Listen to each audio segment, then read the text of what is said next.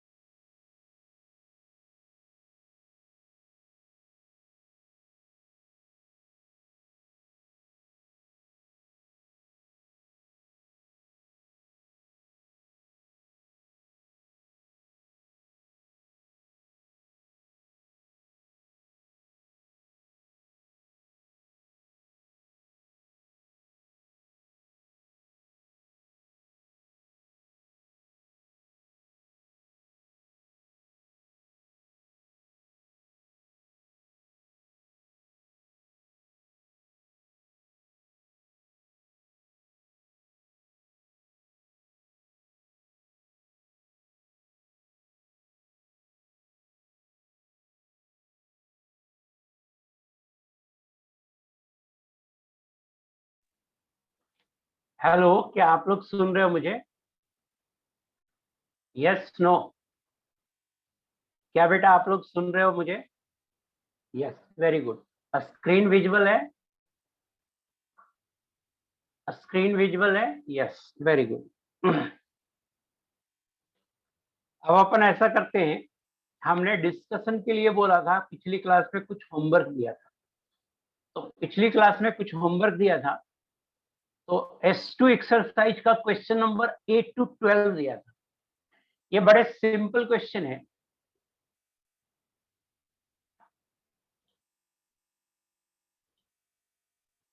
S2 exercise का question number 8 दिया था।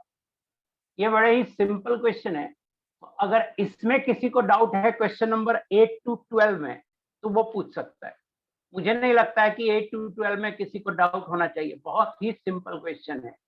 कोई डाउट है बेटा? 8 5 से 7 हद है यार। 5 से 7 तो क्वेश्चन ही नहीं है। एक्सटेंट मीन्स, अच्छा क्वेश्चन नंबर 8 में एक डाउट आ रहा है, एक्सटेंट मीन्स क्या होगा? एक्सटेंट मतलब हाइड्रोलिसिस किसमें ज्यादा होगा। जैसे एक्सटेंट ऑफ हाइड्रोलिसिस 100% है, मान लो 100% हाइड्रोलिसिस हुआ, या 50% है, 50% हाइड्रोलिसिस हुआ। तो एक्सटेंट ऑफ हाइड्रोलिसिस मतलब हाइड्रोलिसिस किसमें ज्यादा होगा। तो जिसमें सबसे कम होगा उसको पहले लिखिए, और जिसमें सबसे ज्यादा होगा उसको बाद में लिखिए। तो Al3+ में तय बात है पॉजिटिव चार्ज है, सबसे ज्यादा होगा, और सबसे कम होगा Na+ में। तो आंसर हो जाएगा सी। चार्ज से आप अरेंज कर दीजिए। एक्सटेंट ऑफ हाइड्रोलिसिस का मतलब है किसमें हाइड्रोलिसिस सबसे ज्यादा होगा, और मतलब उसको Al3+ में सबसे ज्यादा होगा। उसके बाद Mg2+ में कम होगा उससे, और Na+ में सबसे कम होगा। तो एक्सटेंट ऑफ हाइड्रोलिसिस का जो ऑर्डर होगा वो ये होगा। आई होप कि आपको समझ में आ गया होगा। सेम चीज है 9 9वीं order of hydration energy, hydrolysis ज्यादा होगा तो हाइड्रेशन एनर्जी ज्यादा होगी, तो सी आंसर होगा। Order of size of hydrated ion, जिसका हाइड्रोलिसिस ज्यादा उसका साइज ज्यादा होता है, तो अगेन आंसर क्या होगा, सी होगा। ऑर्डर ऑफ आयनिक मोबिलिटी, जिसका हाइड्रेटेड साइज ज्यादा उसका आयनिक मोबिलिटी कम, तो सबसे कम होगा Al3+ का और सबसे ज्यादा होगा Na+ का, तो बी आंसर हो गया। Order of size of gaseous ion, gaseous ion में ऐसा करते हैं अपन लोग, गैसियस आयन का साइज पूछ रहा है, तो अगर ये तीनों को देखेंगे Na+, Mg2+ और Al3+, तो तीनों आइसो इलेक्ट्रॉनिक है। ये तीनों क्या है, आइसो इलेक्ट्रॉनिक है।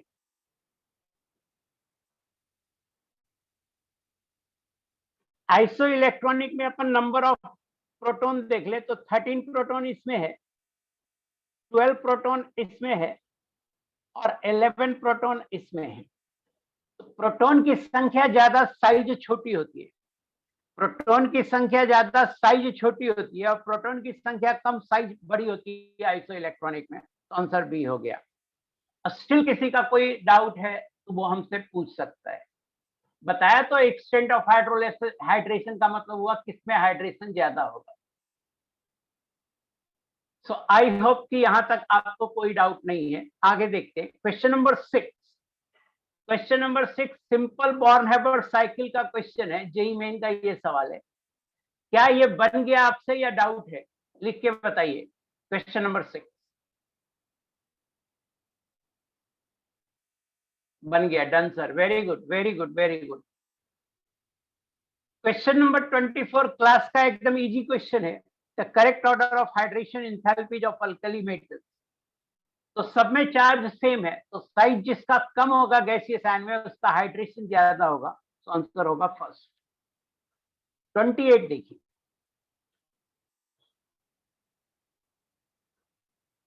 कौन है 6 नहीं हुआ है सर,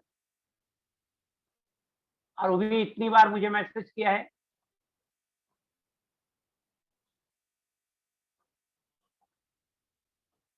एक सेकेंड,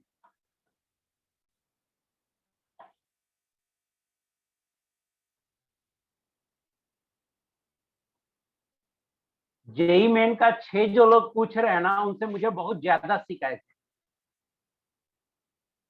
जो लोग 6 पूछ रहे हैं उनसे बहुत ज्यादा शिकायत है। पहले तो मुझे उनको पीटने का मन कर रहा है, सच बोल रहा हूं।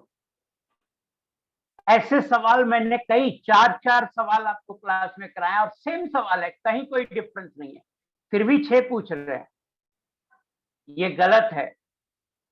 अगर ऐसे सवाल आप पूछ रहे हैं इसका मतलब आपको थ्योरी कुछ भी समझ में नहीं आया, कुछ भी नहीं पढ़ते हैं, ये गलत है। ऐसे करेंगे तो आपका फिर सिलेक्शन क्या, मतलब आपका रेस में ही नहीं रहेंगे आप रेस में ही नहीं रहेंगे आईआईटी में सेलेक्ट होने के। ठीक है, पूछो तो बताना पड़ेगा, बट इट्स नॉट फेयर।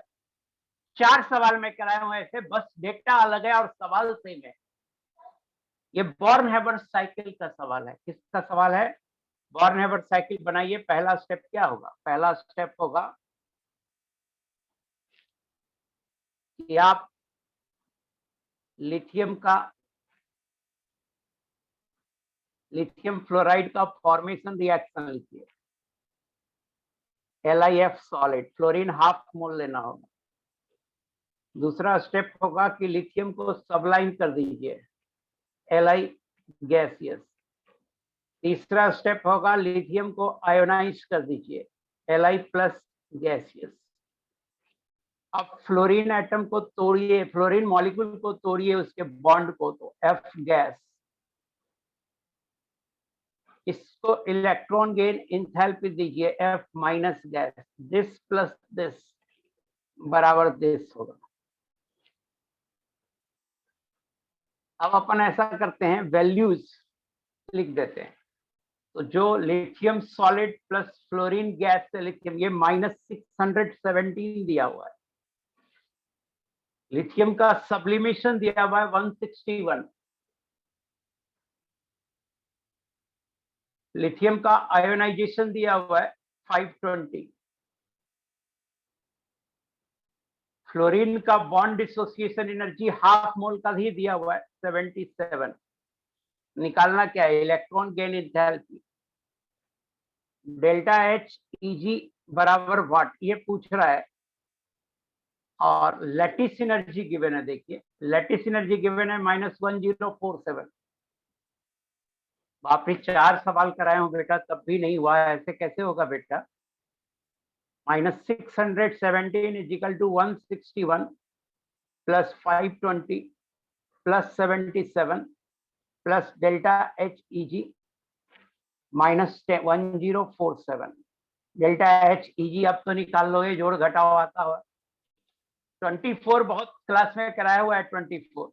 28 देखिए, consider the hydrated ions of titanium 2+ है, वेनेडियम 2+ है,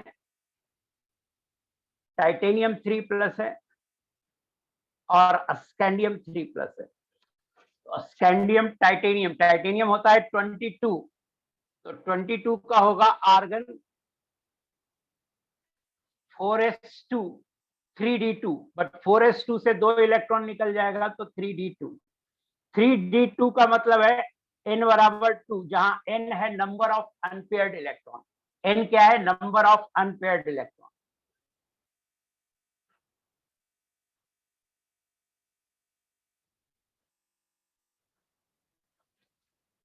स्कैंडियम टाइटेनियम वेनेडियम, वेनेडियम का होता है 23, 2 इलेक्ट्रॉन आपने निकाल लिया तो 4s0 हो गया। आर्गन 3d3 होगा, नंबर ऑफ अनपेयर्ड इलेक्ट्रॉन 3 हो गया। स्कैंडियम के बाद टाइटेनियम 3+ है, तो ऊपर में टाइटेनियम 2+ लिखा हुआ है, तो टाइटेनियम 3+ होगा, argon 3d1, number of unpaired electron 1। और स्कैंडियम 3+ होगा, स्कैंडियम 21 होता है, 21 में से 3 इलेक्ट्रॉन निकाल लीजिएगा तो सीधा आर्गन 18 इलेक्ट्रॉन बचेगा, सीधा आर्गन होगा, नंबर ऑफ अनपेयर्ड इलेक्ट्रॉन 0। कह रहा है the correct order off spin only magnetic moment. तो स्पिन मैग्नेटिक मोमेंट क्या होता है, फॉर्मूला बताया था, मैं ही बताया था आपको। स्पिन मैग्नेटिक मोमेंट होता है √n into n+2 bore magneton. Means जिसका स्पिन मैग्नेटिक मोमेंट ज्यादा, जिसका नंबर ऑफ अनपेयर्ड इलेक्ट्रॉन ज्यादा होगा उसका स्पिन मैग्नेटिक मोमेंट ज्यादा होगा। जिसका नंबर ऑफ अनपेयर्ड इलेक्ट्रॉन ज्यादा होगा उसका स्पिन मैग्नेटिक मोमेंट ज्यादा होगा। तो अपन डायरेक्ट कर सकते हैं कि स्कैंडियम 3+ का तो 0 होगा, उसके बाद टाइटेनियम 3+ का होगा, उसके बाद टाइटेनियम 2+ का होगा और सबसे अधिक वेनेडियम 2+ का होगा। ये आपका आंसर होगा।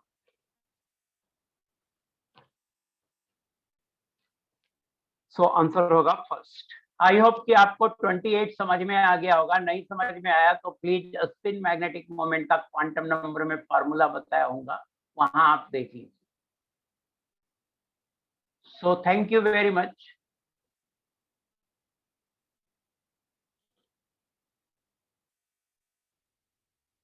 सत्ताईस, अभिषेक कुमार 27 क्यों पूछ रहे हो भाई? 27 बताया तो क्लास में बताया हूं 10 बार कि हाइड्रेशन एंथैल्पी मतलब हाइड्रेशन एनर्जी।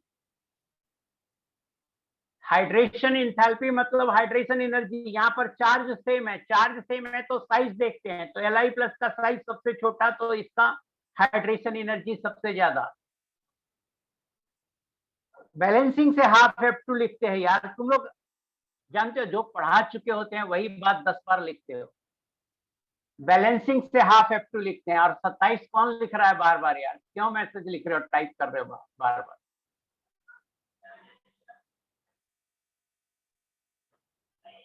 क्यों मैसेज कर रहे हो बार बार? मेरी समझ से बाहर है। जो कुछ बता चुका होता हूँ वो कुछ भी पूछते हो, बिल्कुल पूछते हो। कह रहा है हाफ क्यों लेते हैं? फ्लोरीन LiF देखिए, फ्लोरीन में कितना LiF में फ्लोरीन का कितना एटम है? 1 एटम है। तो F2 से 1 एटम बनाने के लिए क्या करेंगे? हाफ लगाएंगे।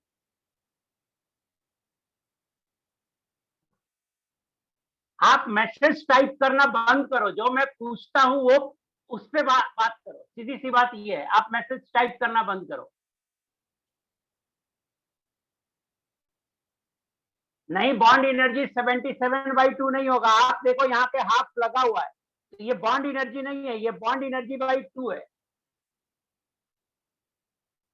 ये बॉन्ड एनर्जी बाई 2 है, हाफ पहले से लगा हुआ है, तो 77/2 नहीं होगा। यहाँ देखो ना, हाफ लगा हुआ है, क्वेश्चन को ध्यान से देखो। नहीं, हाइड्रेटेड देने का कोई स्पेसिफिक रीजन नहीं है, जो हाइड्रेटेड में होगा वही गैसियस आयन में होगा। क्वेश्चन नंबर 28 में जो हाइड्रेटेड में होगा वही गैसियस आयन में होगा। तो हाइड्रेटेड देने से कोई फर्क नहीं पड़ना है। सो ये वो क्वेश्चन थे जो मैंने अभी रिसेंटली टॉपिक पढ़ाए थे। अब आ जाइए रेस नंबर 10 में। अब आप आ जाइए रेस नंबर 10 में, और आप प्लीज कुछ मत लिखिए, क्योंकि हम हर क्वेश्चन को डील करने जा रहे हैं, तो आप प्लीज कुछ मत लिखिए। रेस नंबर 10, फर्स्ट क्वेश्चन देखिए। ए ऑप्शन है, electronegativity on Mulliken scale is always less than that on Pauling scale. तो इलेक्ट्रोनेगेटिविटी ऑन पॉलिंग बराबर होता है इलेक्ट्रोनेगेटिविटी ऑन मोलिकन अपॉन 2.8। मैंने आपको रेस 10 दिया था, क्योंकि आप हमको पहले बोले थे जब रेस 10 हो चुकी है, तो आप पहले क्यों बोले थे कि रेस 10 डाउट है? हो चुकी है ना? Very good, very good. किसी को रेस 10 में किसी भी क्वेश्चन में डाउट है? एक बोल रहा है नहीं हुआ है, एक बोल रहा है 8 नंबर में।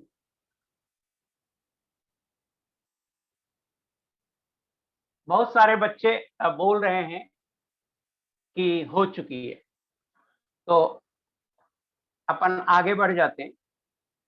चूंकि हो गया है रेस 10, सो आगे बढ़ जाते। रेस 10 हो चुका है, और किसी को एक स्पेसिफिक क्वेश्चन में डाउट है, तो वो ई सॉल्यूशन ऐप में पूछेगा। कुछ बच्चे बोल रहे हैं हो गया, कुछ बच्चे बोल रहे हैं नहीं हो रहा है। तो हम जो बच्चे नहीं वो हो रहा है ना, उन बच्चों को मैं ये मानता हूं कि वो क्लास सही से अटेंड नहीं किए होंगे, वो सीरियस नहीं है। 11th भी हो गया है।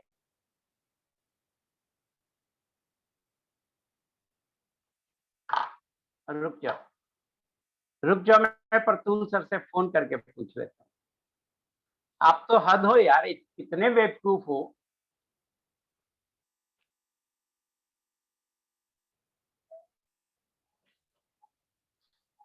एक ही क्लास में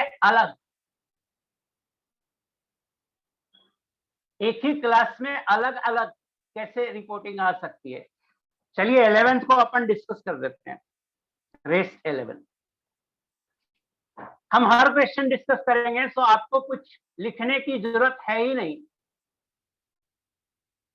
11th रेस केमिकल बॉन्डिंग की नहीं है, हमको बता रहा है 11th रेस केमिकल बॉन्डिंग की है। मैं कह रहा हूं आपको कुछ लिखने की जरूरत नहीं है, फिर भी तुम जो लिखे जा रहे हो।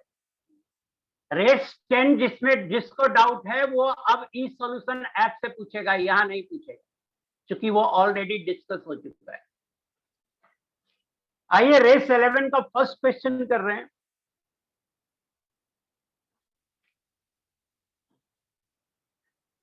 हम ना चैट डिसेबल करेंगे, क्योंकि आप जो चैटिंग करते हो उससे आप चैटिंग करते रहो ना, आप लिखते रहो। हम जब 1000 बार बोल रहे हैं कि नहीं लिखना है, तब भी आप लिख रहे हो, जिससे प्रॉब्लम क्रिएट हो रही है। यार अदर बैच और ये बैच नहीं होता है। हम लाइव अलेन प्लस में एक ही क्लास होती है, इसमें डिस्कस हुआ है नहीं हुआ है, बस ये था।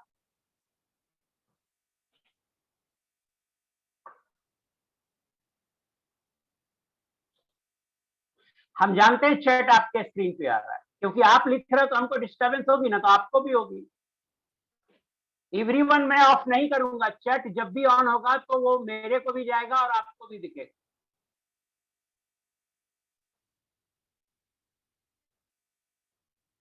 हाँ मैं समझ गया, रेस 10 डिस्कस बाय प्रतुल सर। तो अब मैं आपसे कह रहा हूँ चैटिंग में कुछ मत टाइप कीजिए, मैं रेस 11 डिस्कस करूंगा, फिर भी आप क्यों टाइप कर रहे हैं? हमसे और आपसे कम्युनिकेशन का यही एक माध्यम है, और अगर आप टाइप करते रहेंगे इसी तरह से तो मैं आपका पढ़ूंगा ही नहीं।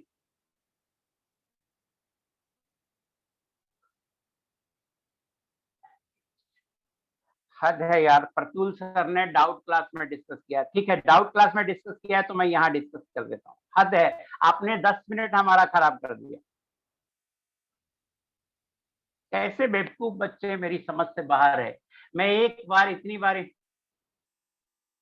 अरे मैं डिस्कशन करने के लिए आ रहा हूँ। कृष्णा रेलवानी बोल रहा है एक बार एम्फोटेरिक ऑक्साइड बता दीजिएगा। सब क्यों अलग से डाउट क्लास लगता है, उसमें क्यों नहीं पूछते हो यार? मैं बोल रहा हूँ नहीं चैट लिखो, तब भी तुम लिखते जा रहे हो। यही एकमात्र मीडियम बचा है हम मेरा आपसे कम्युनिकेशन करने का। मैं डिसेबल्ड कर रहा हूँ चैट, और अब मैं इसे इनेबल तब करूंगा जब मैं पूरा डिस्कस कर लूंगा। आपने मेरी बात नहीं मानी, अब हम आपकी बात नहीं मानेंगे। हम सीधा इसको पूरी तरह से डिस्कस करने के बाद सीधा 11 पे चले जाएंगे। आप मेरी बात ही नहीं मानते हो। मैं बोलता हूं आप कुछ मत लिखो, फिर भी लिखते रहते हो। यहां से क्या आ रहा है? यहां से आ रहा है बेटा कि XT बाई XM बराबर 1/2.8। 1/2.8 लेस देन 1 होगा तो हम बोलेंगे XT is less then XM। So first statement, electronegativity on Mulliken scale is always less than Pauling scale. गलत हो गया पहला स्टेटमेंट, तो फर्स्ट स्टेटमेंट रॉन्ग हो गया। B, electronegativity is the ability of an atom to withdraw shared electron density from a covalent bond. Covalent bond से shared electron को कैसे विड्रॉ करते हैं, इसको बोलते हैं कोवेलेंट बॉन्ड से शेयर्ड इलेक्ट्रॉन को जो विड्रॉ करते हैं, तो इसे ही बोलते हैं इलेक्ट्रोनेगेटिविटी। डिफिनेशन हो जाएगा, electronegativity is the power to attract bonded electron. तो ये करेक्ट स्टेटमेंट है, तो ये आंसर होगा जो करेक्ट स्टेटमेंट है। ये डिफिनेशन ही है इलेक्ट्रोनेगेटिविटी का। सी देखिए, for halogens electronegativity does not decrease regularly down the group. गलत है ये, रॉन्ग है ये, क्योंकि हैलोजन में फ्लोरीन होता है, क्लोरीन होता है, ब्रोमीन होता है, आयोडीन होता है। फ्लोरीन का 4 होता है, क्लोरीन का 3.17 होता है, ब्रोमीन का 2.8 होता है और आयोडीन का 2.5 होता है।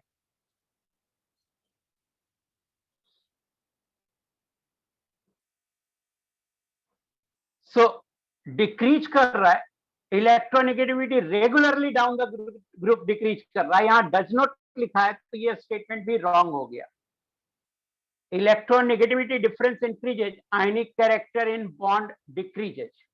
इंक्रीजेज होगा, आयनिक कैरेक्टर बराबर होता है, आयनिक कैरेक्टर बराबर होता है 16 into modulus of XA minus XB plus 3.5 into modulus of XA minus XB का होल स्क्वायर। यहां से क्लियर है, एज इलेक्ट्रोनेगेटिविटी डिफरेंस बढ़ेगा आयनिक कैरेक्टर इंक्रीज होगा। यहां लिखा है डिक्रीज,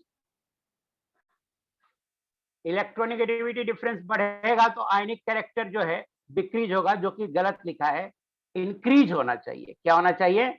इंक्रीज होना चाहिए। सो केवल पहला बी स्टेटमेंट सही है, फर्स्ट बन गया। सेकंड देखिए, if for a atom both ionization energy and electron affinity are low, atom will tend to, जब दोनों आयनाइजेशन एनर्जी भी कम है और इलेक्ट्रॉन एफिनिटी भी लो है, बट इलेक्ट्रॉन एफिनिटी के लिए उसको कोई इलेक्ट्रॉन चाहिए ना। आप एटम को रख देंगे तो उसके पास एक्स्ट्रा इलेक्ट्रॉन कहां से आएगा? जब तक कोई देने वाला नहीं आएगा इलेक्ट्रॉन, तब तक वो लेगा नहीं। बट एटम के पास अपना इलेक्ट्रॉन है और उसकी आयनाइजेशन एनर्जी लो है, तो अपना इलेक्ट्रॉन रिलीज करता है, कर सकता है। तो यहां पे लिखेंगे loose electron rather than gain electron, and hence can be classified as electropositive. Electropositive, मैंने क्या बोला कि दोनों वैल्यू छोटा है, आयोनाइजेशन एनर्जी और इलेक्ट्रॉन गेन इंथैल्पी दोनों वैल्यू छोटा है। तो अगर कहीं पे भी एक एटम होगा तो जब तक कोई दूसरा उसे एक इलेक्ट्रॉन देगा नहीं, वो तो लेगा नहीं, क्योंकि इलेक्ट्रॉन आएगा कहाँ। लेकिन अगर एटम कहीं पे अकेले भी है तो वो अपना इलेक्ट्रॉन लूज कर सकता है, क्योंकि आयोनाइजेशन एनर्जी की वैल्यू लो है, तो वो अपना इलेक्ट्रॉन लूज करेगा रेदर देन गेन, और इसको बोलते हैं electropositive character. Tendency to lose electron is called electropositive character. So second हो गया लूज, गेन, इलेक्ट्रोपॉजिटिव।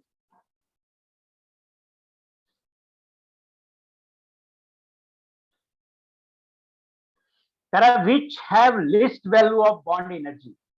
तो देखिए बॉन्ड एनर्जी जो है यहाँ पर, इसको अगर हम डेल्टा माने तो अब अगर आप ये फॉर्मूला पॉलिंग स्केल का फॉर्मूला अगर आप देखें तो modulus of X A minus X B ये होता है 0.208 इंटू रूट अंडर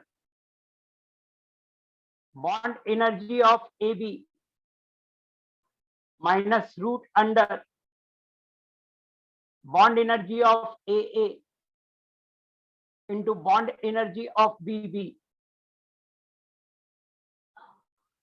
ये फॉर्मूला होता है, ये फॉर्मूला होता है। तो ए ऑप्शन को देखिए, ए ऑप्शन से आएगा modulus of X F minus X C L, ये आ जाएगा 0.208 into bond energy of ClF minus root under bond energy of Cl2 into bond energy of F2 का पावर हाफ, ये आएगा। मीन्स ये जो वैल्यू है, ये जो वैल्यू है ये प्रोपोर्शनल होगा। ये जो वैल्यू है ए, ये प्रोपोर्शनल होगा एक्सएफ माइनस एक्सएल का। और आप इलेक्ट्रोनेगेटिविटी जानते हैं 4 माइनस 3 ले लो लगभग, ये आ गया 1। तो ये जो वैल्यू आएगा लगभग ये आएगा 1/0.208। इसी तरह से अगर हम बी में निकालें तो बी में वैल्यू आएगा modulus of XCl minus XI upon 0.208। XCl क्या होगा, एक्ससीएल का 3 ले लो और आयोडीन का ले लो आप 2.8, आयोडीन का 2.5, सॉरी ब्रोमीन का 2.8 अपॉन 0.208, ये हो जाएगा 0.5 बाई 0.208। तो ये वैल्यू आएगा 0.5 अपॉन 0.208। सी में देखिए ये वैल्यू होगा modulus of XF minus XI by 0.208। XF है 4 और एक्सआई है 2.5 अपॉन 0.208, ये आएगा 1.5 अपॉन 0.208। तो ये वैल्यू आएगा 1.5 अपॉन 0.208। सबसे छोटा वैल्यू पूछ रहा है क्वेश्चन में, विच हैव लिस्ट वैल्यू, तो आंसर होगा बी। एक बार मैं चैटिंग इनेबल कर रहा हूं और ये जो 3 क्वेश्चन मैंने बताया ये तीनों समझ में आया आपको या नहीं आया? यस नो, कोई भी आलतू फालतू क्वेश्चन मुझे नहीं चाहिए। Very good. 3 समझाया तो पहले फॉर्मूला याद करो। इतना तो अच्छे से आपको 3 समझाया, आपको ध्यान ही नहीं देते हो तुम पढ़ने के टाइम में।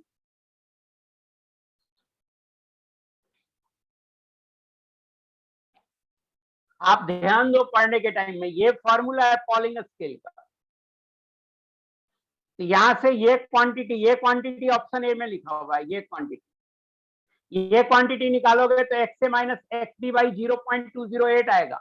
अब फ्लोरीन का इलेक्ट्रोनेगेटिविटी और क्लोरीन का एक्टिव इलेक्ट्रोनेगेटिविटी, पूरे हैलोजन का इलेक्ट्रोनेगेटिविटी याद रखिए, ये 4 होता है -3, तो ये वैल्यू आएगा 1/0.208। सो आर्यन पीपल्डिया जो नहीं आया लिखते हो, मुझे बहुत अजीब लगता है कि क्यों नहीं आया। सामने फॉर्मूला लिखा होता है, हम तो सिर्फ वैल्यू निकालते हैं और फॉर्मूला पहले पढ़ाया हुआ होता है।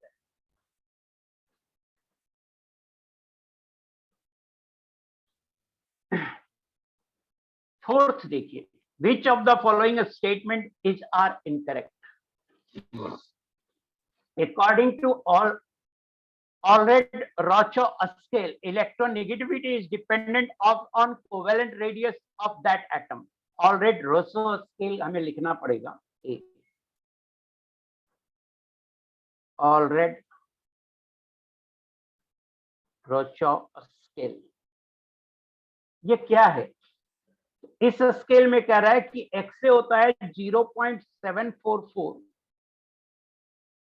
Plus 0.359 Z effective upon R square, where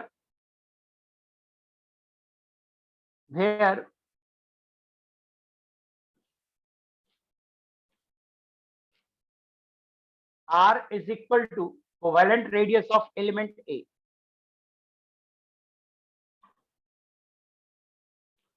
Covalent radius of element A. तो पहला स्टेटमेंट है according to Allred Rochow scale electronegativity is dependent on covalent radius. देखिए कोवेलेंट रेडियस आ गया तो ये स्टेटमेंट करेक्ट है, और जो करेक्ट है वो आंसर नहीं होगा क्योंकि इनकरेक्ट पूछा है, तो जो करेक्ट है वो आंसर नहीं होगा। बी स्टेटमेंट है electronegativity of Pauling is less than electronegativity of Allred Rochow. तो टीचर ने आपको बताया होगा या नहीं बताया तो सीट में गिवन है कि इलेक्ट्रोनेगेटिविटी ऑफ पॉलिंग होता है इलेक्ट्रोनेगेटिविटी ऑफ ऑलरेड प्लस 0.744। इसका मतलब आया कि electronegativity on polling is greater than electronegativity of already. यहां ऑलरेड ग्रेटर कह रहा है तो ये इनकरेक्ट हो गया, और जो इनकरेक्ट है वही आंसर है, सो बी आंसर होगा। मोर देन वन करेक्ट हो सकता है। So due to same effective nuclear charge of sodium and potassium, their electronegativity in ऑलरेड-रोचो scale is same। ये भी इनकरेक्ट हो गया। फॉर्मूला में रेडियस भी तो है, तो जेड इफेक्टिव सेम होगा बट सोडियम और पोटेशियम का रेडियस सेम नहीं होगा, तो ये भी इनकरेक्ट हो गया। और जब ये भी इनकरेक्ट हो गया तो ये भी आंसर हो गया सी भी। डी कह रहा है electronegativity of Mulliken is greater than electronegativity of Allred. तो देखिए ऊपर हमने लाया है, ऊपर क्या लाया है? फर्स्ट क्वेश्चन में हमने कहा है पॉलिंग का इलेक्ट्रोनेगेटिविटी मोलिकन से छोटा होता है, तो XP is less than XM. D देखिए XP is less than XM Mulliken से। मोलिकन का बड़ा होता है पॉलिंग से, और यहां हम कह रहे हैं कि पॉलिंग का बड़ा होता है ऑलरेड से, तो जो ऑर्डर आएगा ऑलरेड का सबसे छोटा होगा, इससे बड़ा पॉलिंग होगा और सबसे बड़ा मोलिकन होगा, ये ऑर्डर होगा। So electronegativity of Mulliken is greater than electronegativity of Allred. ये स्टेटमेंट करेक्ट हो गया, और जो करेक्ट है वो आंसर नहीं है, सो आंसर होगा बी एंड सी। आंसर क्या होगा? बी एंड सी। कुछ बच्चे इतने बेवकूफ हैं या क्या करते हैं, मजाक करते हैं, कितने भी अच्छे से समझा लो वो हम पूछेंगे आया समझ में, तो लिख देगा चुपचाप नहीं आया, क्योंकि उसके पहले वो समझ नहीं रहा होता है, वो सिर्फ इतना सुन रहा होता है, अच्छा सर ने क्या पूछा, आया समझ में, लिख देता है नहीं है।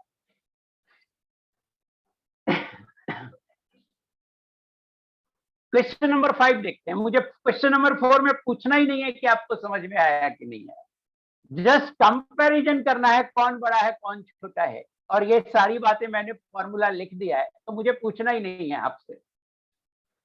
क्वेश्चन नंबर 5 देखिए।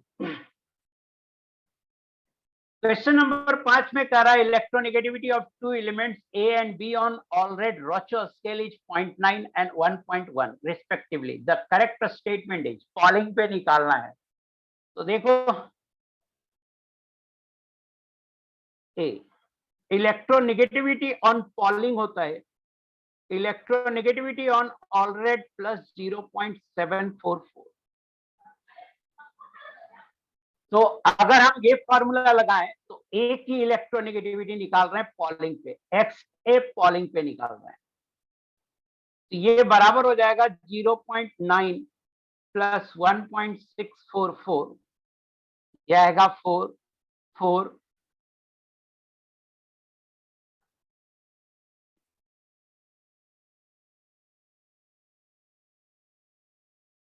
1.644 नहीं जी, मैं गलत देख लिया, 0.744।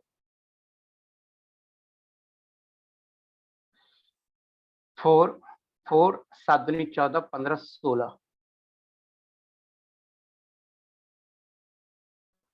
1.644। सो ये करेक्ट हो गया, ए स्टेटमेंट करेक्ट हो गया। अब देखिए बी, तो हम ऐसा करते हैं एक्स बी पॉलिंग निकालते हैं, तो ये हो जाएगा 1.1 plus 0.744।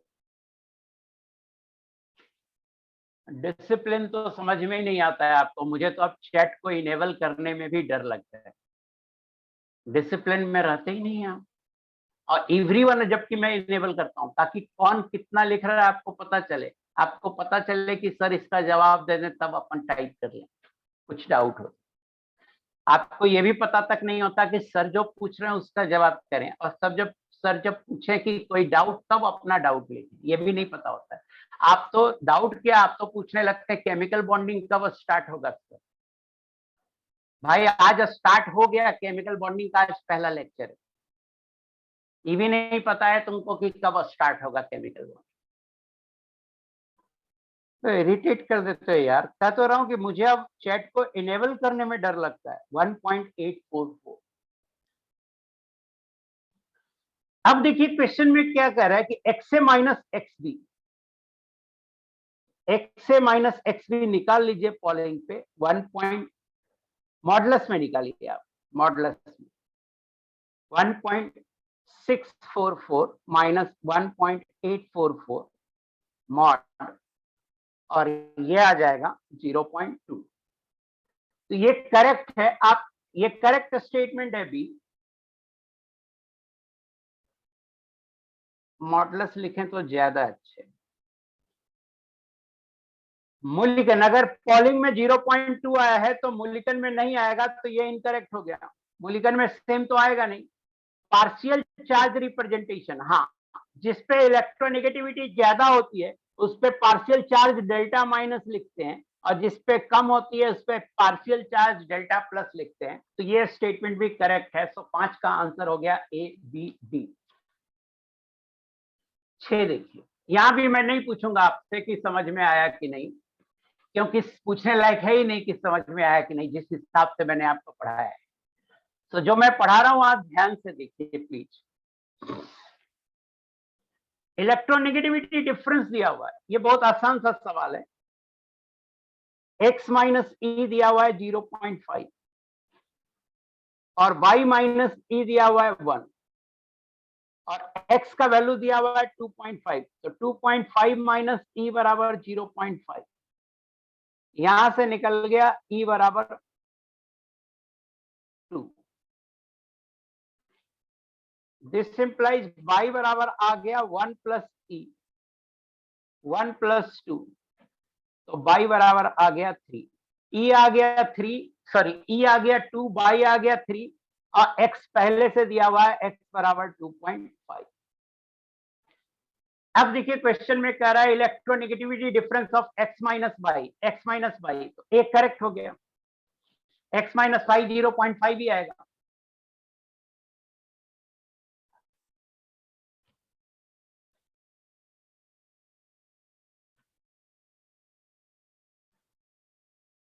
Electronegativity of y is greater then x, ये भी करेक्ट हो गया।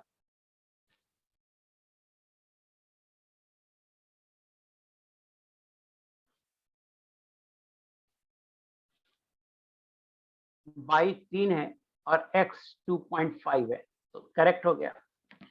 Sum of ionization energy plus electron affinity is higher for y as compare to x। Ionization energy plus electron affinity क्या देगा, ये देगा 2 इंटू इलेक्ट्रोनेगेटिविटी। और किसके लिए हाई आता है, y के लिए सबसे ज्यादा है, y के लिए सबसे ज्यादा है, फिर x के लिए, फिर e के लिए, ये ऑर्डर आएगा। सो ये भी करेक्ट हो गया। XY bond is more polar than YE bond. D बनाने के लिए आप क्या करो, modulus of x minus Y निकालो, मॉडुलस ऑफ 2.5 माइनस 3, 0.5। अब modulus of Y minus E निकालो, 3 - 2 1। जिसमें इलेक्ट्रोनेगेटिविटी डिफरेंस ज्यादा होगा वो बॉन्ड ज्यादा पोलर होगा। हायर द इलेक्ट्रोनेगेटिविटी डिफरेंस,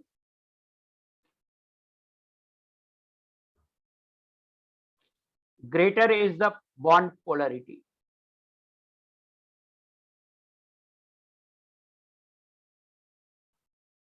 सो कौन सा ज्यादा बॉन्ड पोलर होगा? तो बाई से ई। बाई ई बॉन्ड ज्यादा पोलर हो गया तो ये स्टेटमेंट रॉन्ग होगा, क्योंकि एक्स बाई ये बोल रहा है ज्यादा पोलर होगा। ये भी मैं आपसे नहीं पूछूंगा कि आपको समझ में आया कि नहीं, सिंपल कैलकुलेशन है, दो इक्वेशन, दो अननोन है, सिंपल कैलकुलेशन है, सब पूछूंगा ही नहीं मैं। 7th है, which of the following bond is are polar? कौन सा बॉन्ड पोलर होता है? तो bond between two different atom is considered to be polar. तो आंसर चारों होगा, चारों दो अलग अलग एटम के बीच में बॉन्ड है। Bond between two different atoms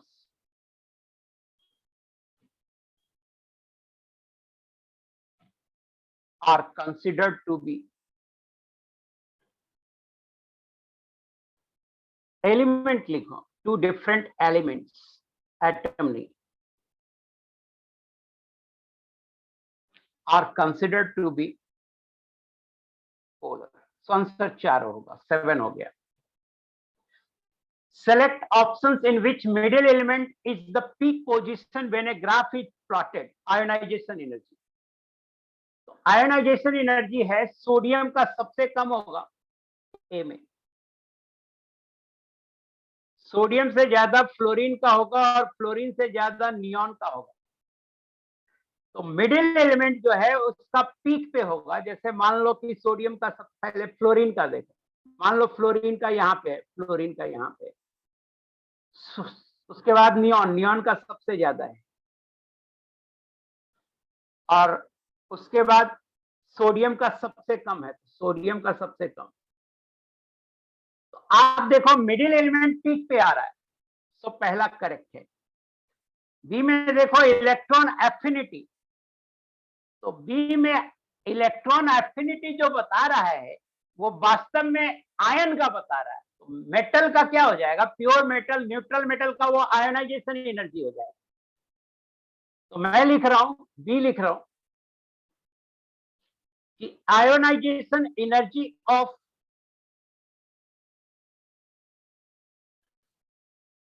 sodium, magnesium और अल्युमिनियम है, तो सोडियम का सबसे कम होगा, और मैग्नीशियम अल्युमिनियम में मैग्नीशियम एक्सेप्शन है, मैग्नीशियम का ज्यादा होता है अपने अगल बगल वाले ग्रुप से। तो सोडियम होगा, अल्युमिनियम होगा, मैग्नीशियम होगा। आयनाइजेशन एनर्जी की बात कर रहा हूं, इसका जो आयनाइजेशन एनर्जी होगा वही इनके आयन का इलेक्ट्रॉन एफिनिटी होगा। This implies electron affinity of Na plus is greater than Al, is greater than magnesium। Again magnesium बीच वाला एलिमेंट है और इसका सबसे ज्यादा है, तो ये करेक्ट हो गया। बीच वाले एलिमेंट का सबसे ज्यादा होगा वो प्रॉपर्टी, तो करेक्ट हो जाएगा। सी देखिए, सोडियम, पोटेशियम एंड कैल्शियम, तो साइज को कंपेयर कर दीजिए। Beryllium, magnesium, calcium, lithium, sodium, potassium, lithium, sodium, potassium, और पोटेशियम के बाद आता है कैल्शियम। अगेन देखिए साइज कंपेयर करेंगे तो सोडियम, सोडियम से बड़ा होगा कैल्शियम, कैल्शियम से बड़ा होगा पोटेशियम। अगेन बीच वाला एलिमेंट सबसे ज्यादा हो गया, तो सी आंसर होगा। और डी, साइज ज्यादा होगा तो एटॉमिक वॉल्यूम ज्यादा होगा।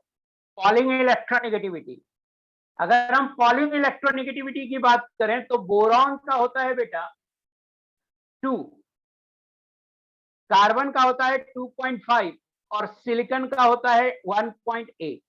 अगेन मिडिल एलिमेंट का इलेक्ट्रोनेगेटिविटी ज्यादा हो गया तो ये पीक पे आएगा, तो ये भी करेक्ट है। मुझे तो सिर्फ ये बताओ कि क्वेश्चन नंबर 8 आपको समझ में आया या कोई डाउट है? क्वेश्चन नंबर 8 क्लियर है नहीं है? C option, no doubt.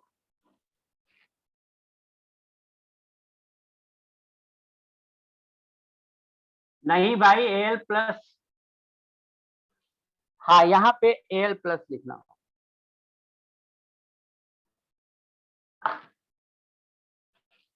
C option volume बोल रहा है, तो वॉल्यूम क्या होगा? स्क्वायर का वॉल्यूम होता है 4/3 पाई आर क्यू, मतलब जिसका रेडियस ज्यादा होगा उसका वॉल्यूम ज्यादा होगा। और रेडियस सोडियम पोटेशियम देखो ना, lithium, sodium, potassium, beryllium, magnesium, calcium.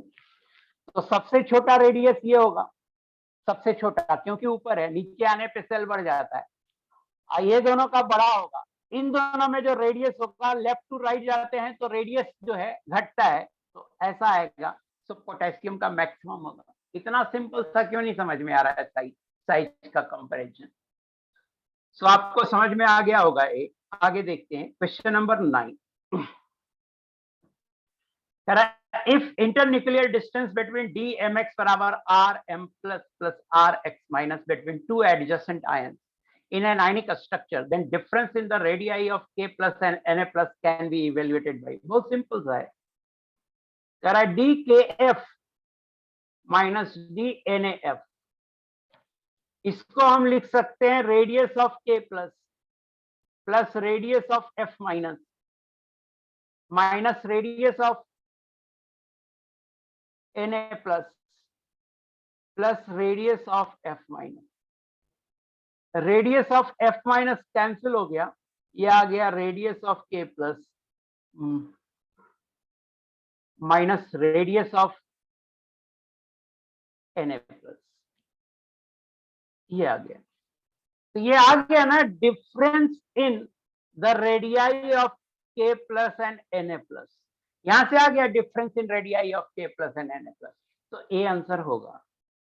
B देखिए, DKCl माइनस DNaCl,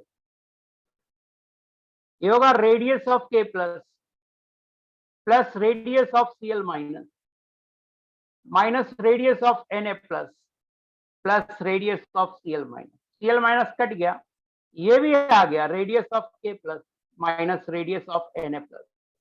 डिफरेंस आ गया k प्लस और Na प्लस का, तो ये भी होगा सी। सी है DKCl माइनस DNAF, ये होगा radius of k plus plus radius of Cl minus minus radius of Na plus plus radius of F minus. इसमें कैंसिल नहीं हो रहा, तो ये नहीं आया, तो आंसर नहीं होगा। और डी है KF माइनस DNaCl, ये होगा radius of k plus plus radius of F minus minus radius of Na plus plus radius of Cl minus. यहां भी देखिए कैंसिल नहीं हो रहा है, सेम है ही नहीं, तो ये भी आंसर नहीं होगा। कह रहा है which of the following has electronegativity greater then oxygen. तो सबसे ज्यादा तो इलेक्ट्रोनेगेटिविटी फ्लोरीन का होता है और फ्लोरीन के बाद ऑक्सीजन का होता है। तो मैक्सिमम अगर फ्लोरीन होगा तो एक आंसर होगा, और क्या होगा? अब चेक करते हैं कि फ्लोरीन है या नहीं है। फ्लोरीन है ही नहीं, बाकी सारे का इलेक्ट्रोनेगेटिविटी इससे कम होगा।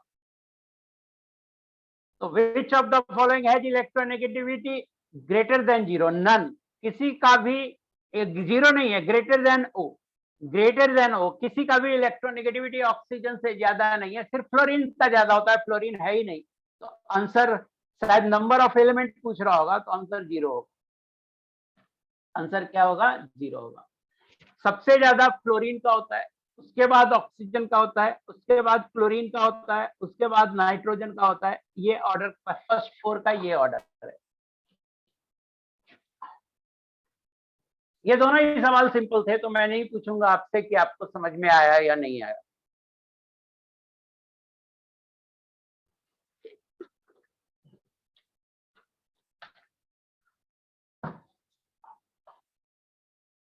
रेस 11 पे आ जाते हैं। क्वेश्चन में कह रहा है predict the value of x in the following process. दे रखा है lattice energy of A2B, A2B का लैटिस एनर्जी दे रखा है, अब प्लस में है तो A2B का ऐसे ले लो, ये हो गया 200। मतलब ये जो होगा माइनस ऑफ लैटिस एनर्जी होगा हमारे डिफिनेशन से, और हमारे डिफिनेशन से माइनस हमेशा लेना है लैटिस एनर्जी, तो माइनस ऑफ -200, तो 200। तो ये मत कहना कि सर आपने तो कहा था लैटिस हमेशा निगेटिव लेते हैं, निगेटिव ही लिया हूं। ये जो मेरा डिफिनेशन है, ये A2B सॉलिड से 2A plus gas plus B2 minus gas, ये है मेरा minus of delta x lattice, minus of -200, क्योंकि लैटिस में हमेशा बोला हूं निगेटिव लेना है, बराबर 200, तो ये 200 होगा। Hydration energy of A plus -200, और 2 मोल है तो 2 इंटू -100, ये हाइड्रेशन एनर्जी हो गया। और डेल्टा एक्स सॉल्यूशन है -50, तो ये -50 हो गया, और एक्स बराबर पूछ रहा है, हेस्ला लगा दीजिए, -50 is equal to 200 plus 2 into -100 plus X, this implies X बराबर -50। अब सारा डेटा किलो जूल पर मोल में है, तो आंसर होगा -50 किलो जूल पर मोल, तो आंसर होगा ए।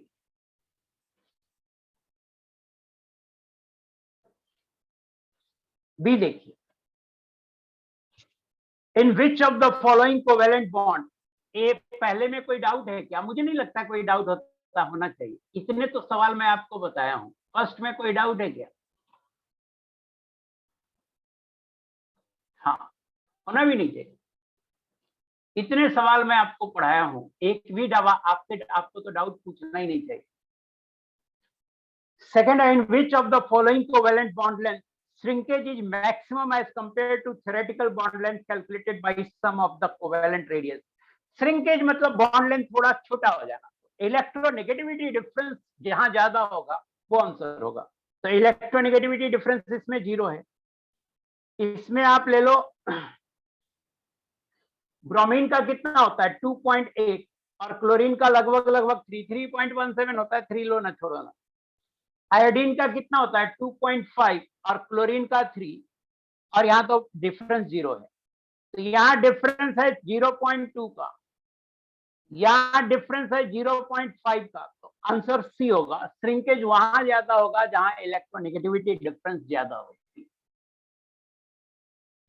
क्योंकि इलेक्ट्रोनेगेटिविटी है power to attract bonded electron, power to attract bonded electron, तो आंसर सेकंड का होगा सी, सेकंड का आंसर क्या होगा?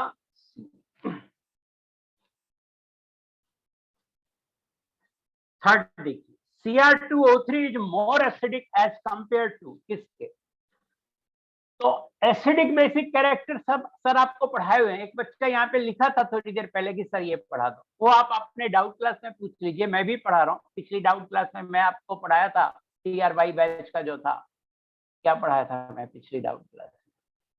Ionisation energy. अगली डाउट क्लास में मैं पढ़ाऊंगा इलेक्ट्रॉन एफिनिटी और इलेक्ट्रोनेगेटिविटी, उसके बाद पढ़ाऊंगा रेडियस भी कंपेयर कर दूंगा, और इलेक्ट्रोनेगेटिविटी जब पढ़ाऊंगा तो एसिडिक एंड बेसिक कैरेक्टर को कंपेयर कर दूंगा, क्योंकि ये उसी का एप्लीकेशन है, इलेक्ट्रोनेगेटिविटी का एप्लीकेशन। Cr2O3 मोर एसिडिक होगा एज कंपेयर टू, देखो पहले तो ये समझ लो कि मेटल का ऑक्साइड है तो वो बेसिक होगा, तो ये मेटल का ऑक्साइड है, बेसिक होगा। इनफैक्ट मेटल का ऑक्साइड बेसिक एसिडिक दोनों होते हैं, बट अल्कली मेटल और अल्केलाइन अर्थ मेटल का ऑक्साइड है तो वो बेसिक ही होगा। और यहाँ क्लोरीन नॉन मेटल है, क्लोरीन का ऑक्साइड है तो वो एसिडिक ही होगा। नॉन मेटल के सारे ऑक्साइड एसिडिक होते हैं except CO, NO and N2O। CO, NO and N2O neutral oxide है। तो कह रहा है Cr2O3 is more acidic as compare to, तो कोई भी एसिडिक ज्यादा होगा किसी बेसिक से, तो सी तो आंसर ऐसे ही हो गया कि सी बेसिक है भाई, तो सी के रिस्पेक्ट में Cr2O3 ज्यादा एसिडिक होगा। अब एक ही मेटल अगर एक से ज्यादा ऑक्साइड बनाते हैं तो higher the oxidation state greater is the oxidation greater is the acidic character. If same metal forms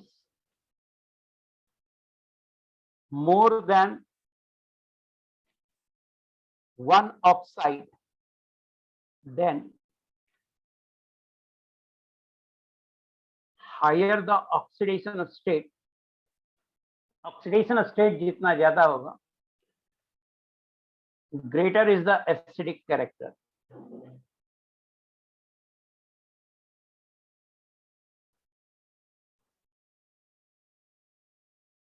देखिए हम कंपैरिजन करते हैं, CrO है, Cr2O3 है और CrO3 है। ऑक्सीडेशन स्टेट निकाल रहे हैं, क्रोमियम का यहाँ +2 है, यहाँ क्रोमियम का +3 है। आई होप कि आपको आता होगा ऑक्सीडेशन स्टेट निकालने। वैसे आज मैं केमिकल बॉन्डिंग शुरू कर रहा हूं तो मैं शुरुआत ऑक्सीडेशन स्टेट से ही करूंगा। और यहाँ +6 है, ऑक्सीजन का -2 लेके निकाल लीजिए हर केस में। अब ये एसिडिक स्ट्रेंथ जो है, एसिडिक स्ट्रेंथ अगर आप देखेंगे तो CrO से ज्यादा होगा Cr2O3, Cr2O3 से ज्यादा होगा CrO3। तो क्लियर आ गया कि Cr2O3 is more acidic then A। तो आंसर होगा A and C। Question number 3 का आंसर होगा A एंड C। समझ में आ गया होगा, कहीं कोई दिक्कत है ही नहीं।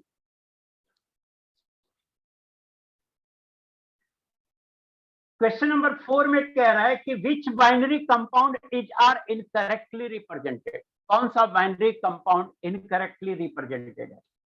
तो देखो, जब हम कोई कंपाउंड को लिखते हैं तो ऐसा करते हैं कि cation is, name of cation is written first,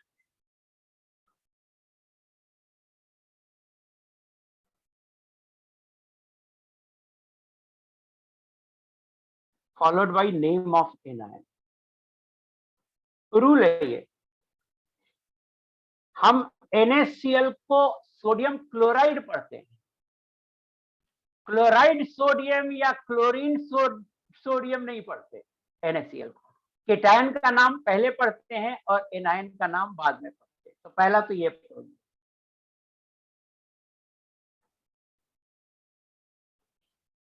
दूसरा पॉइंट है बेटा कि lower electronegativity, lower electronegativity element is named as cation and higher electronegativity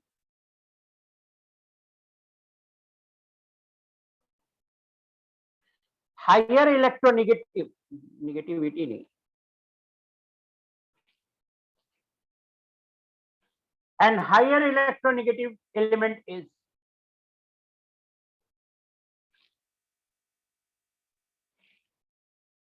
named as anion। तो आप पहले देखो, केटायन होगा लोअर इलेक्ट्रोनेगेटिव एलिमेंट और एनायन होगा हायर। तो यहां पर इलेक्ट्रोनेगेटिविटी कंपेयर कर रहे हैं तो Cl का ज्यादा होगा आयोडीन से, तो इसे लिखेंगे आयोडीन मोनोक्लोराइड, मतलब ICl कंपाउंड होगा। सही है, सही लिखा हुआ है। फ्लोरीन मोनोक्लोराइड, फ्लोरीन का ज्यादा होगा क्लोरीन से। तो कंपाउंड क्या है? कंपाउंड हो जाएगा जिसका ज्यादा होता है इलेक्ट्रोनेगेटिव, वो एनायन की तरह। तो कंपाउंड होगा ClF और नाम होगा क्लोरीन मोनोक्लोराइड। तो नाम होगा, सॉरी, ClF और नाम होगा, ये रॉन्ग हो गया तो ये आंसर हो जाएगा, नाम होगा क्लोरीन मोनोफ्लोराइड।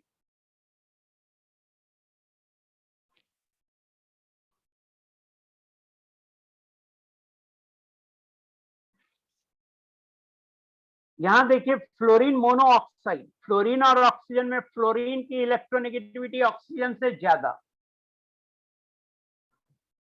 तो गलत हो गया ये। ऑक्सीजन मोनोफ्लोराइड होना चाहिए,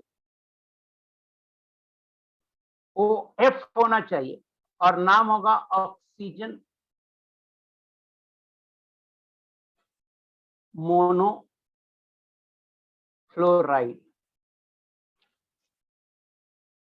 तो ये भी गलत हो गया, तो सी भी आंसर होगा। जो गलत हो गया, इनकरेक्टली रिप्रेजेंटेड है नाम, वो आंसर होगा ऑक्सीजन डाइक्लोराइड। ऑक्सीजन और क्लोरीन में ऑक्सीजन का ज्यादा होता है,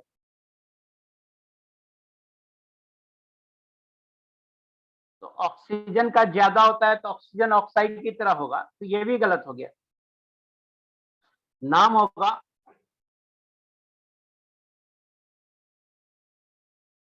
chlorine dichlorine, dichlorine mono oxide Cl2O, BCD answer होगा 4।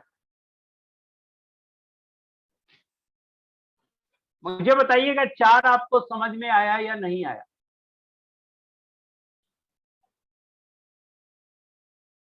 4 समझ में आया नहीं आया? ऑप्शन डी सर आ गया।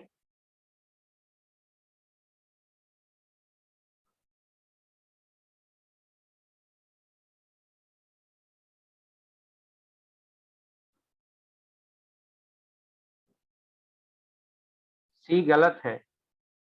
क्या गलती है सी में?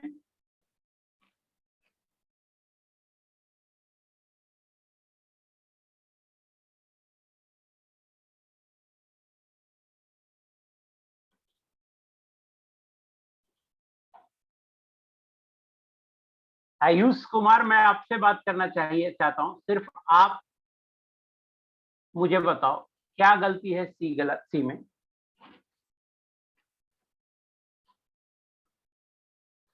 कंपाउंड है O2F2, O2F2 को OF लिख सकते हैं, मुझे तो कोई दिक्कत नहीं लगता है। O2F2 कंपाउंड है, OF लिख सकते हैं, कोई दिक्कत नहीं।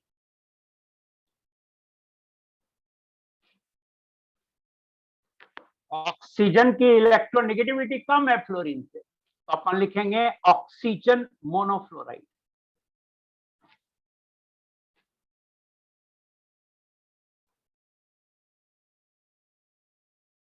ठीक है, कोई बात नहीं बेटा।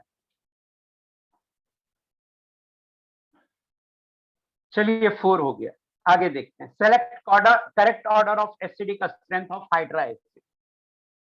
देखो NH3 तो बेस है,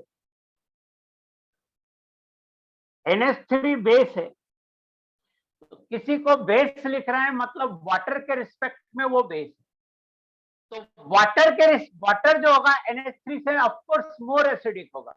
तो select correct order for acidic strength, तो वाटर हो गया स्ट्रॉन्गर एसिड देन NH3। ऐसे भी समझ सकते हैं एसिड वो होता है जो H+ देता है, NH3 प्लस H2O को मिलाएंगे तो ये बन जाएगा NH4 प्लस OH माइनस। तो साफ लग रहा है कि इसने अपना H+ इसको दे दिया है, तो वाटर जिसने H+ दिया वो एसिड और जिसने H+ लिया वो बेस। तो सी तो आंसर है, एकदम करेक्ट है। Select correct order for acidic strength of hydra acid. इसके अलावा देखिए डी भी करेक्ट है, ये एसिड है, ये बेस है। अब देखिए ए भी करेक्ट है, ये एसिड है और वाटर को न्यूट्रल भी मानते हैं, तो न्यूट्रल के रिस्पेक्ट में तो वो एसिड है ही, वाटर के रिस्पेक्ट में तो वो एसिड है ही।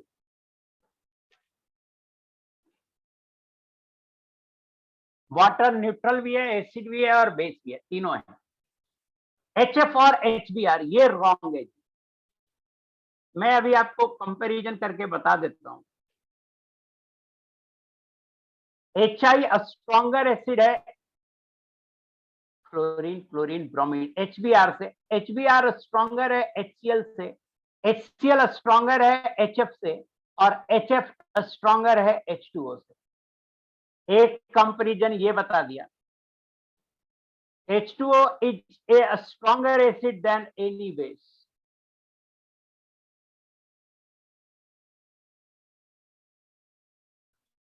किसी भी बेस से H2O स्ट्रॉन्गर एसिड होगा, तो एक फंडा ये लगा दीजिए और एक फंडा ये लगा दीजिए, इन दोनों से बन जाएगा। सो आंसर हो जाएगा ए, बी नहीं होगा। देखिए बी कट गया इससे, HBr स्ट्रॉन्गर है, इनफैक्ट मच स्ट्रॉन्गर है, सिर्फ स्ट्रॉन्गर नहीं है, HF एक वीक एसिड है और HBr एक स्ट्रॉन्ग एसिड है, इतना अंतर है। सो 5 क्लियर है, नो डाउट, मुझे पूछने की भी जरूरत नहीं है। 6 देखिए, the option with only amphoteric oxides is, मैं ना कुछ लिस्ट लिख रहा हूं आपको जो एम्फोटेरिक ऑक्साइड का है, याद रखा कीजिए, एम्फोटेरिक ऑक्साइड्स इतने से पूछे जाते हैं। Beryllium oxide, zinc oxide, Al2O3, SNO, SNO2, ZNO तो लिख दिया, PbO, PbO2, Cr2O3, ये सब एम्फोटेरिक ऑक्साइड्स हैं। अब ए में क्या होगा, ये एसिडिक हो, ये बेसिक ऑक्साइड हो जाएगा CrO, और Cr2O3 एम्फोटेरिक होगा। बी में क्या होगा, NO न्यूट्रल ऑक्साइड है, CONO N2O, ये तीनों न्यूट्रल ऑक्साइड है। तो ए भी गलत हो गया, बी भी गलत हो गया। सी आप देखो सारे एम्फोटेरिक हैं तो सी सही हो गया, डी आप देखो सारे एम्फोटेरिक हैं तो डी सही हो गया। तो इतने एम्फोटेरिक ऑक्साइड हैं, इसे रट लीजिए तो सुविधा होगी आपको क्वेश्चन करने। नेक्स्ट क्वेश्चन देखते हैं।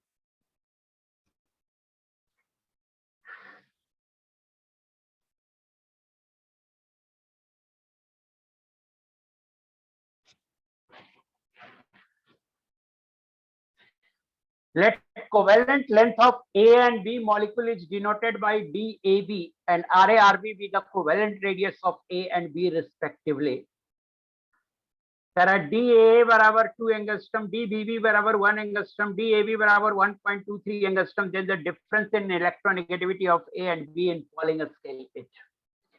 सिंपल सवाल है, इससे रिलेटेड हमें एक स्क्रीनशॉट एक बच्चे ने भेजा था और लिखा था कि सर ये नहीं समझ में आया। मैंने उसे भेजा, बोला था कि ऐप पे भेज दो, सॉल्यूशन भेज दूंगा, पता नहीं वो भेजा नहीं भेजा, बट वो यहां समझ सकता है, इससे रिलेटेड यहाँ पे फॉर्मूले को समझ सकता है। देखिए एक फॉर्मूला होता है, उसको बोलते हैं स्कोमेकर एंड स्टीवेंसन इक्वेशन। क्या फॉर्मूला होता है कि DAB बराबर होगा RA plus RB minus 0.09 into XA minus XB। और ये क्या है, ये है bond length between A and B, ये है bond length between A and B in angstrom. RA क्या है, covalent radius of A in angstrom. RB क्या है, covalent radius of B in angstrom. और XA माइनस XB है electronegativity difference.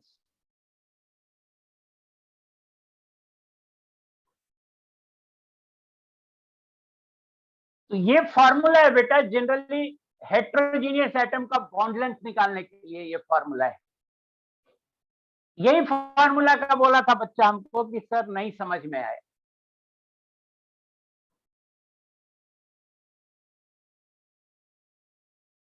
यही formula, तो ये जस्ट फॉर्मूला आपको याद रखना है और आपको फॉर्मूला में वैल्यू रखना है। अब देखिए क्वेश्चन, देखिए डीएबी दिया हुआ है क्वेश्चन में, देखिए डीएबी दिया हुआ है, डीएए दिया हुआ है। देखिए आरए क्या होगा, रेडियस है, और डीए बॉन्ड लेंथ है, तो आरए होगा डीएए बाई 2। डीए दो एटम के बीच में की दूरी है, तो रेडियस क्या होगा, उसका दूरी डिवाइडेड बाई 2, और डीएए दे रखा है 2 एंगस्ट्रॉम, 2 बाई 2 1 एंगस्ट्रॉम, आरए हो गया। आरबी क्या होगा, डीबीबी बाई 2, तो आरबी आ जाएगा बेटा, डीबीबी है 1 angstrom, so 1 by 2 0.5 angstrom. RA RB निकल गया, एक्स से एक्स भी साइड निकालना है, और डीएबी भी दिया हुआ है, डीएबी दिया हुआ है 1.23। अब ये फॉर्मूला लगा दीजिए, ये वाला formula 1.23, this is equal to 1 plus 0.5 minus 0.09 into X A minus X B, और 1.23 बराबर 1.5 माइनस 0.09 into X A minus X B, और 0.09 into X A minus X B, this is equal to 0.27, और X A minus X B, this is equal to 0.27 upon 0.09, ये आ गया 3 answer होगा। So answer क्या होगा 3। अब कह रहा है the percentage covalent character for the data given in the above question. 8 देखिए, 8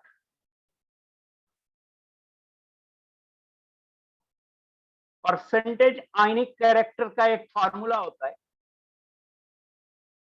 हैनी एंड स्मिथ फार्मूला, और ये होता है 16 into X A minus X B plus 3.5 into X A minus X B का होल स्क्वायर।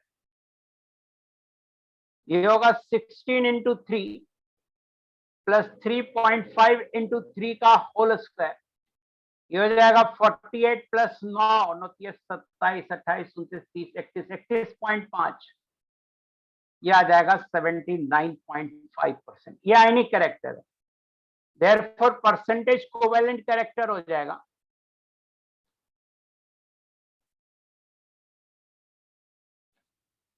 100 माइनस 79.5 20.5%।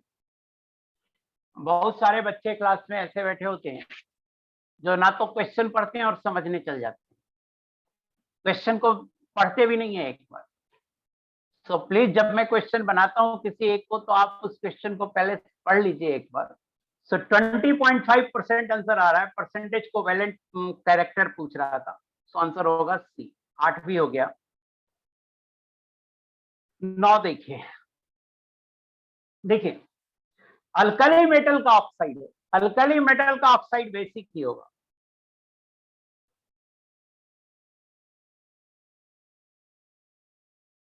तो Q होगा, लिख देता हूं ऐसे किचबिज हो जाएगा।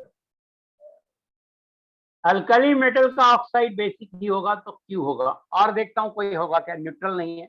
Most acidic among all oxides in column 1, no. Total number of valence electron greater than equal to 14, तो 6 2 8, ये भी गलत हो गया, केवल क्यू होगा बी ए का आंसर। Cl2O7 क्लोरीन का ऑक्साइड है, और क्लोरीन का हाईएस्ट ऑक्सीडेशन स्टेट है, तो ये मोस्ट एसिडिक होगा, तो पी तो होगा ही, क्यू और आर नहीं होगा। Most acidic among all oxide एकदम सही है। देखो क्लोरीन का ऑक्साइड है पहली बार, नॉन मेटल, और Cl2O7 में अगर ऑक्सीडेशन स्टेट निकालोगे तो +7 होगा, अब +7 से ज्यादा ऑक्सीडेशन स्टेट क्लोरीन का नहीं होता, हाईएस्ट ऑक्सीडेशन स्टेट।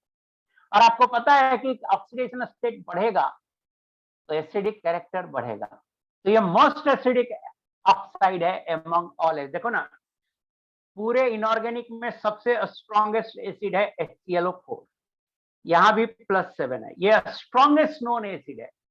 और इसी में से पानी आप निकाल देंगे, 2 मोल ले लो, H2O निकाल देंगे तो Cl2O7 बन जाएगा।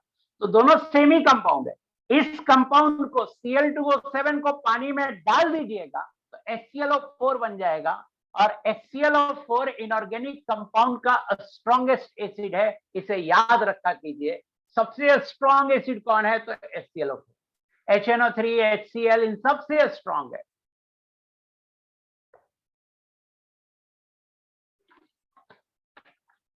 सो ये स्ट्रॉन्गेस्ट एसिड है। बेसिक न्यूट्रल मोस्ट है तो S होगा इसका answer. Total number of balance electron 14। Balance electron निकाल लो।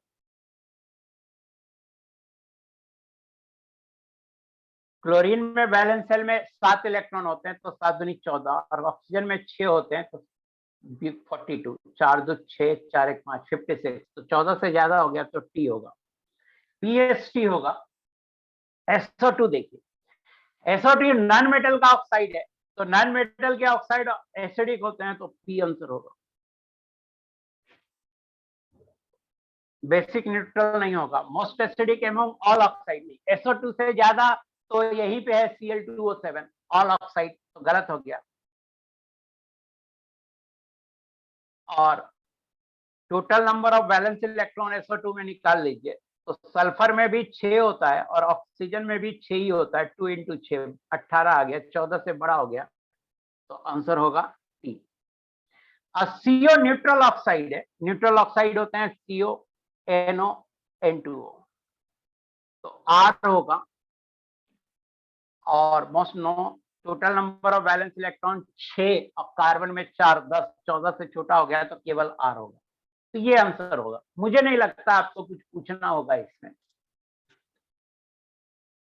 कुछ पूछना है क्या इस क्वेश्चन में? 9th में कुछ पूछना है? समझ में आ गया नहीं आया बताना।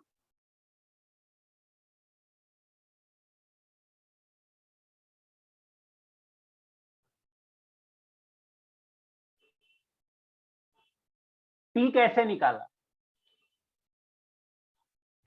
भाई? वैलेंस इलेक्ट्रॉन आप ग्रुप देखो ना, ऑक्सीजन सल्फर ग्रुप 16 का है। ग्रुप 16 में वैलेंस सेल में 6 इलेक्ट्रॉन होता है। ऑक्सीजन का इलेक्ट्रॉनिक कन्फिग्रेशन लिख लो, 8 होता है, 1s2 2s2 2p4। Valence shell last cell को बोलते हैं। कितना इलेक्ट्रॉन आया? 4 और 2 6 इलेक्ट्रॉन आए। तो ऑक्सीजन वाले ग्रुप में जितने इलेक्ट्रॉन होंगे सब में वैलेंस सेल में 6 इलेक्ट्रॉन। तो वैलेंस सेल में कितने इलेक्ट्रॉन है ये निकाला करो भाई। उसी तरह से क्लोरीन 17 ग्रुप का है, मतलब वैलेंस सेल में 7 इलेक्ट्रॉन होंगे। नहीं पता है क्लोरीन के बाहर के सेल में 7 इलेक्ट्रॉन होते हैं, ऑक्सीजन में 6 इलेक्ट्रॉन होते हैं। नहीं पता है बेटा, इतनी छोटी छोटी बात नहीं पता है, यह बहुत आश्चर्यजनक है।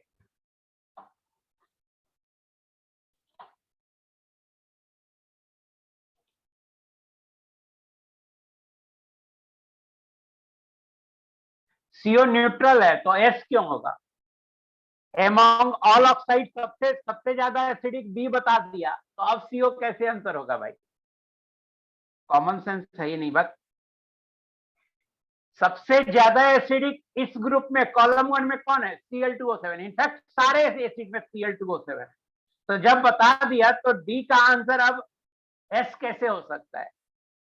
S सिर्फ एक ही में ना आएगा, मोस्ट एसिडिक बोल रहा है तो मोस्ट एसिडिक कोई एक ही ऑक्साइड होगा ना, वो B है, तो B में आएगा S, और किसी में आएगा ही नहीं है। 10 कह रहा है find number of elements which have more metallic character as compare to magnesium. तो देखो, lithium, sodium, potassium, rubidium, caesium group 1 है। ग्रुप 2 है beryllium, magnesium, calcium, strontium, barium. कह रहा है मैग्नीशियम से ज्यादा मेटालिक कैरेक्टर किसमें होता है? तो लेफ्ट टू राइट जाने पे मेटालिक कैरेक्टर डिक्रीज करता है, और टॉप टू बॉटम आने पर मेटालिक कैरेक्टर इंक्रीज करता है। मेटालिक कैरेक्टर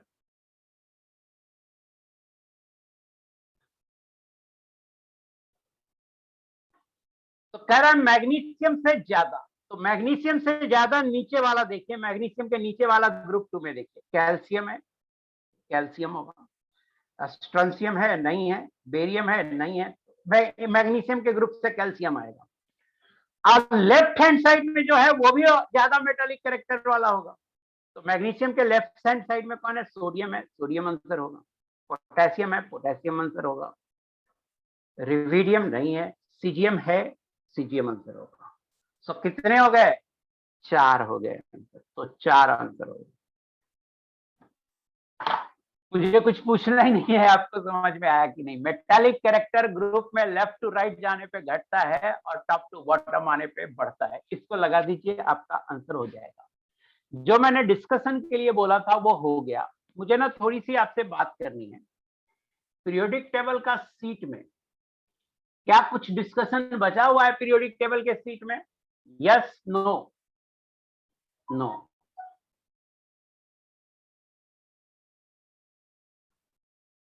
जो हाँ सर लिख रहे हैं वो लिखेंगे, क्या बचा हुआ? सब खत्म।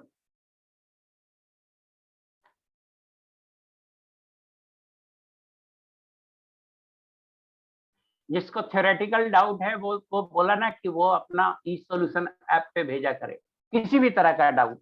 यहाँ पे आलतू फालतू मत पूछिए, मैं जो पूछ रहा हूँ वो पूछिए, खत्म। सो सीट कंप्लीट है, डिस्कशन का सीट का डिस्कशन कंप्लीट है। मेरे हिसाब से दो क्वेश्चन नहीं हुआ होगा हाइड्रेशन का, वो मैं आपको बता रहा हूँ। एक बार मैं सीट खोल लूं, एक बार मुझे सीट निकालने दीजिए प्लीज।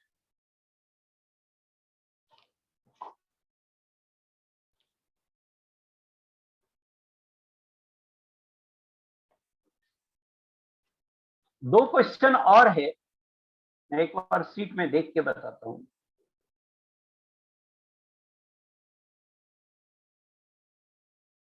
हाँ,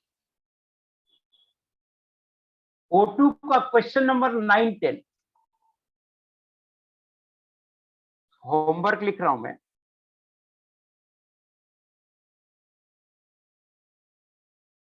O2 का क्वेश्चन नंबर 9, 10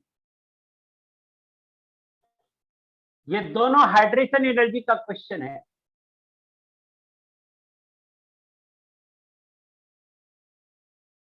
मैं रेस में कोई क्वेश्चन नहीं छोड़ा था, सब तो करा ही रहा हूं, तो मैं रेस में कोई क्वेश्चन नहीं छोड़ा था। क्वेश्चन नंबर 9 और 10 है O2 का, ये हाइड्रेशन एनर्जी का सवाल है और ये मैं देना छूट गया था, तो ये आप बना लेना 9 और 10।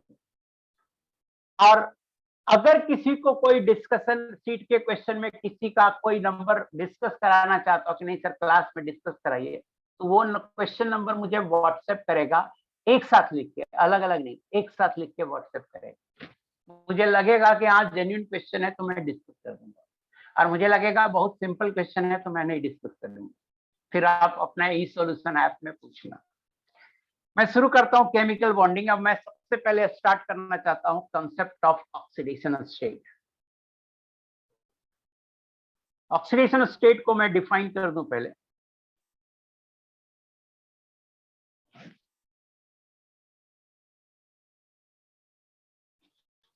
रियल और imaginary charge.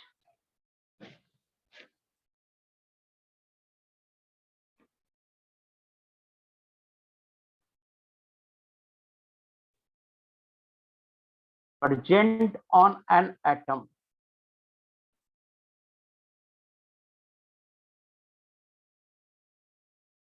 in a molecule या compound. Real or imaginary charge present on an atom in a molecule or compound is called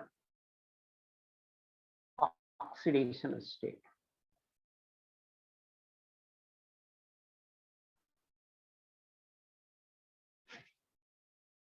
कहिएगा सर कब रियल चार्ज बोलेंगे और कब इमेजिनरी चार्ज बोलेंगे?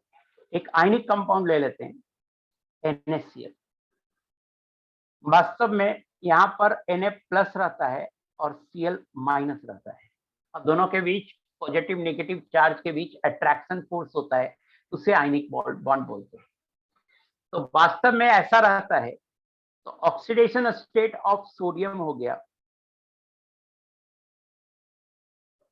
+1, ये रियल चार्ज है, और ऑक्सीडेशन स्टेट ऑफ क्लोरीन हो गया -1, और ये दोनों रियल चार्ज है, रियल चार्ज।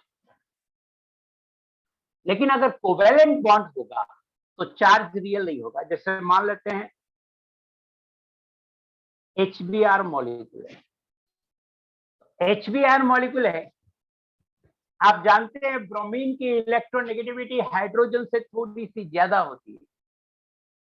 ब्रोमीन की इलेक्ट्रोनेगेटिविटी हाइड्रोजन से थोड़ी सी ज्यादा होती है।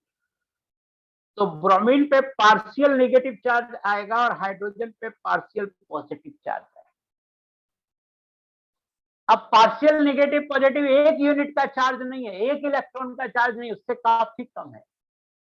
बट हम बोलते क्या है, पार्शियल चार्ज को डेल्टा माइनस या डेल्टा प्लस से डिनोट करते हैं। पॉजिटिव होगा तो डेल्टा प्लस, इसको पढ़ते हैं डेल्टा प्लस, डेल्टा प्लस, और इसको पढ़ते हैं डेल्टा माइनस।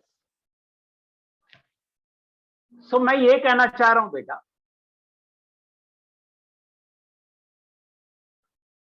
कि पार्शियल पॉजिटिव चार्ज डेवलप होता है और पार्शियल नेगेटिव चार्ज डेवलप होता है ड्यू टू इलेक्ट्रोनेगेटिविटी डिफरेंस। तो पूरा एक नेगेटिव एक पॉजिटिव चार्ज नहीं डेवलप हुआ, लेकिन हम ऑक्सीडेशन स्टेट बोलते हैं कि ब्रोमीन का oxidation state of bromine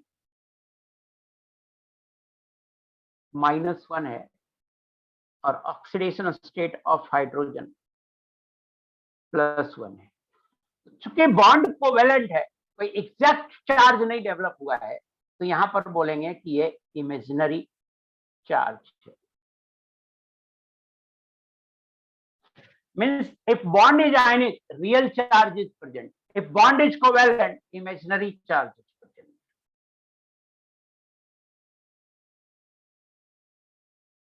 If bond is ionic, then real charge is present.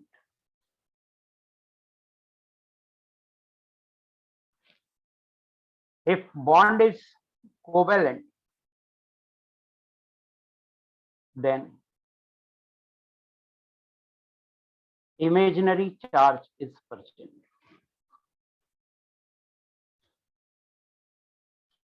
अब rules to calculate oxidation state, ये मैं अगली क्लास में पढ़ाऊंगा, टाइम हो गया है, और अगली क्लास में कोई डिस्कशन नहीं है, वही जो 2 क्वेश्चन दिया हूं वही डिस्कशन है। सीट सारा कंप्लीट है आपका, डीपीपी भी जहां तक पीरियोडिक टेबल तक कंप्लीट है। तो आने वाली 3-4 क्लास में सिर्फ पढ़ाऊंगा, और 3-4 क्लास के बाद आपको होमवर्क दे पाऊंगा। पीरियोडिक टेबल का सीट आप अच्छे से करो, आपके एग्जाम में आएगा। 20 तारीख को एग्जाम है, बच्चा हमसे एग्जाम का डेट भी पूछ लेता है, मुझे नहीं पता होता है, गलती से पता हो गया है। आपके एग्जाम में ऑक्सीडेशन स्टेट तक आए, आपको मैनेजमेंट इन्फॉर्म करती है एग्जाम का डेट, और आपके ऐप पे होता है। मेरे पास कोई साधन नहीं होता है एग्जाम का डेट पता करने का। बट मुझे चूंकि पूछते हैं लोग जो पेपर बनाते हैं कि सर आपने कहाँ तक पढ़ा है, तो आपके एग्जाम में आएगा ऑक्सीडेशन स्टेट तक।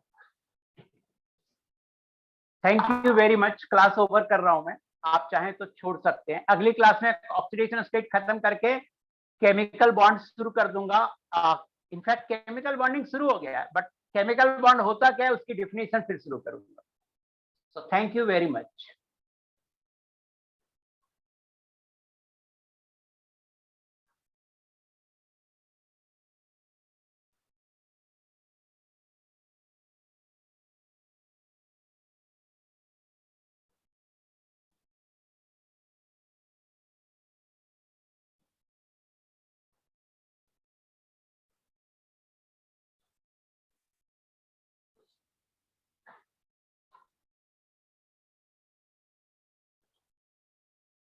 आपको कुछ पूछना है तो पूछ सकते हैं, लेकिन मैं अभी आपको ये भेज रहा हूँ, हैंड आउट भेज रहा हूँ।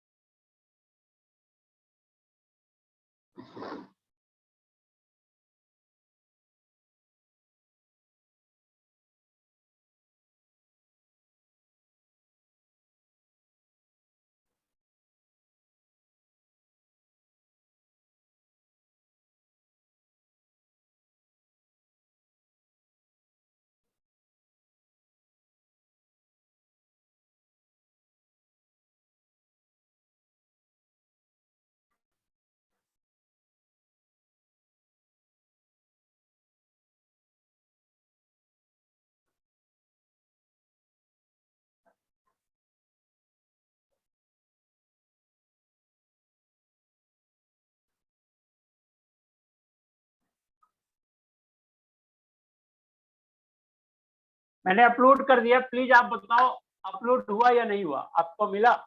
मैंने अपलोड कर दिया लेक्चर, यस नो?